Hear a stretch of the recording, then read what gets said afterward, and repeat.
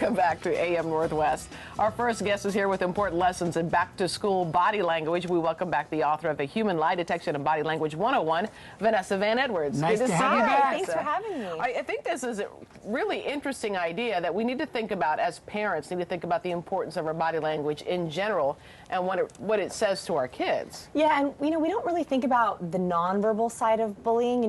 We talk a lot to our kids about what to say to a bully, if someone comes up to you at school, but we don't really think about what the nonverbal is saying, what the nonverbal of being a victim is or being a bully. So I think it's an interesting aspect of a story that we've talked about, something new that parents can talk to their kids about. Well, let's talk about bullying. What would be the body, by the way, don't read anything into what I just did, that was an itch. Okay. I was not doubting you. I was not feeling threatened by you.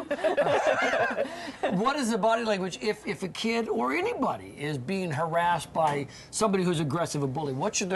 How should they carry themselves? Yeah, so first, I actually think if you're looking at bullying, especially since we're at the beginning of the school year, right, I think the first thing is actually to start with the parents.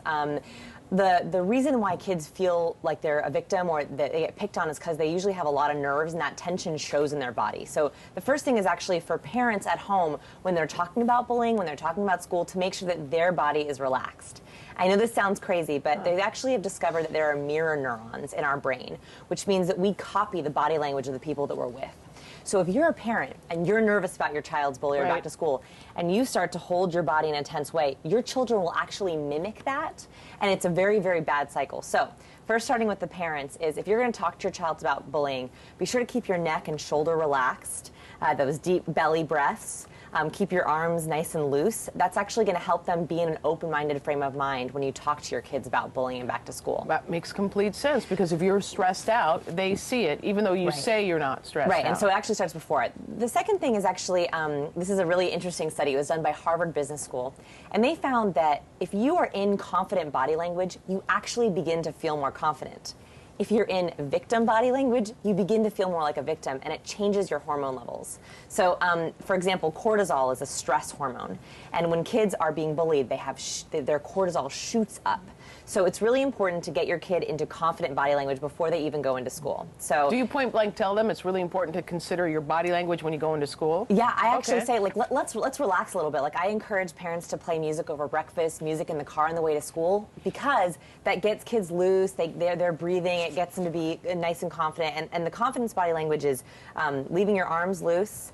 It can be feet firmly planted, and then no blocking behavior. You notice that when kids go to school, they hug their notebook to their chest. That pose produces high levels of cortisol, which is the stress hormone. Simply carrying yourself that way. So these researchers at Harvard Business School, they had people stand in a body hug, which is this, right? It's a self-soothing gesture, and a lot of people who have been bullied, they do this because they feel nervous. Right. If you do this, your testosterone drops and your cortisol increases.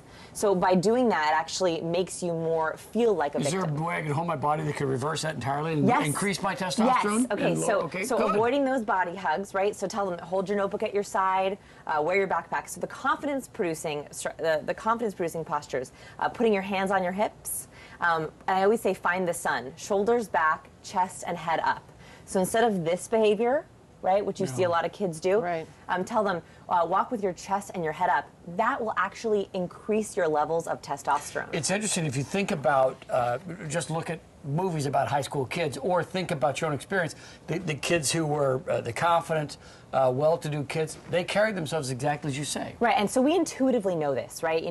The producers of movies, they say, okay, the alpha, the popular kid, walk with your head held high, and of course the nerds are always like this. So make sure that you're talking to your kid, even when they're at home, and saying, hey, find the sun, put your chest and head up, and you'll see if you stand like that, you'll begin to feel like, hey, I can do this. I can actually do it. What would you say as far as body language, not necessarily for bullies, but to give your kid self-confidence, the same kind of poses? Same kind of poses, and also with dancing, moving your limbs, they actually say that the more space you take up, so like this pose, for example, you see a lot of men, they'll lean back and they'll do this. That's actually a confidence-producing pose, because when you take up space, you're saying, I feel good about myself. And I think bullying, it's the outside in, body language in, and also the inside out. So to be able to sort of underline the feeling of confidence with taking up space It actually makes you feel good about Now, yourself. are you sure that doesn't come across as cocky? Like you could go into a classroom and then take up space, and people are then, oh, who does he think he is? It's so again, it's a fine line, right? So I think that this is not really a cocky behavior. Right. Maybe if you put your feet up on the table,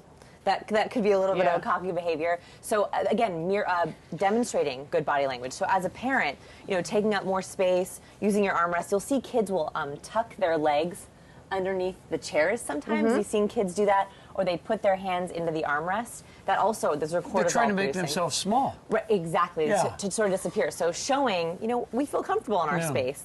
It's a nice cycle of, yes, we feel confident. And even knowing this, you can trick your body into being even healthier, as you say. All right, very good. And then just other tips for kids to make sure that they're confident and less nervous going forward. Sure. So again, putting the notebook in the backpack, this is called blocking behavior. When we put a notebook or something in front of our body, it protects our vital organs. So putting the notebook in the back, starting off with a smile, that really, really helps. To other people, showing that you're open. Right. But also when we smile, it tells ourselves, it reminds us, be open, and also take in oxygen. When we smile, we open our mouth and we bring in more oxygen, which makes us relax. Always good tips. Very, very good. And again, read nothing into the way I'm sitting here. I'm very happy with what you've just said.